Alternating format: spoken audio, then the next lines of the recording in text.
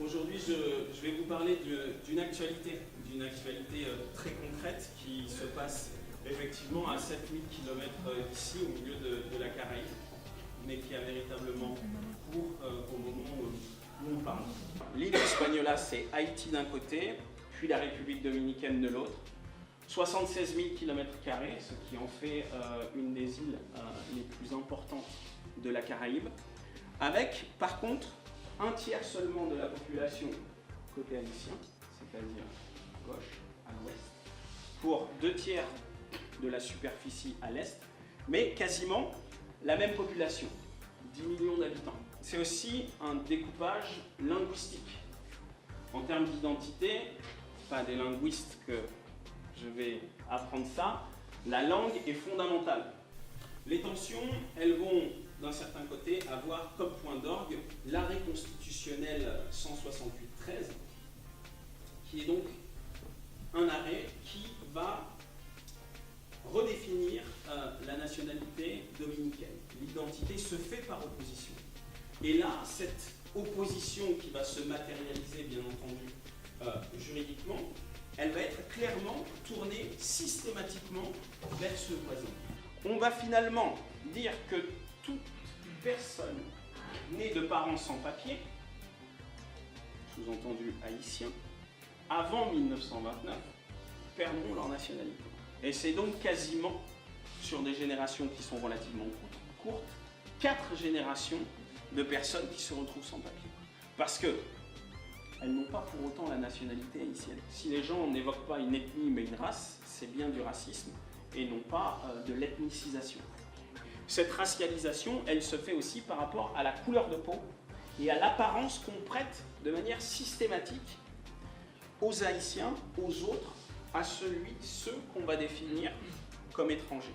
La communication présidentielle est limitée au minimum. Le site présidentiel, on a une photo, un texte, pas plus. La primature, on s'améliore un petit peu, on a 3-4 photos et on a plus de texte quantitativement. Et très intéressant, le ministère de la Communication a un site internet incroyable. Vraiment 2.0, incrustation de fil Twitter, des photos qui pivotent, des gifs, tout ce que vous voulez. Et donc, vous voyez, si entre guillemets on s'éloigne symboliquement de la tête de l'État que peut représenter la présidence de la République, on s'améliore entre guillemets dans la mise en ligne et en tout cas dans le partage de ces discours-là.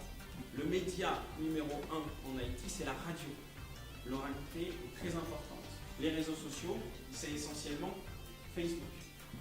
Twitter, le format de Twitter et son immédiateté ne peut pas correspondre à une pratique, en tout cas haïtienne, pour des raisons essentiellement économiques.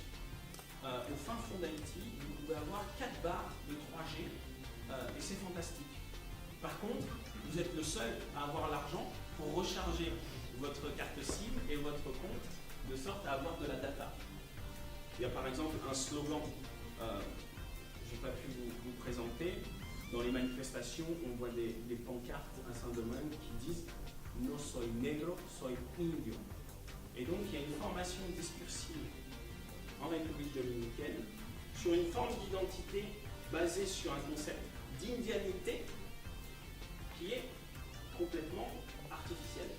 Une voix active qui serait la voix du raciste, celui qui agit en expulsant, et la voix passive qui serait celle de ceux qui subissent et donc potentiellement des victimes. L'identification du groupe par lui-même, l'auto-identification, peut-être par l'autodénomination, face à l'identification par l'extérieur, c'est-à-dire comment l'autre me nomme ou comment je nomme l'autre.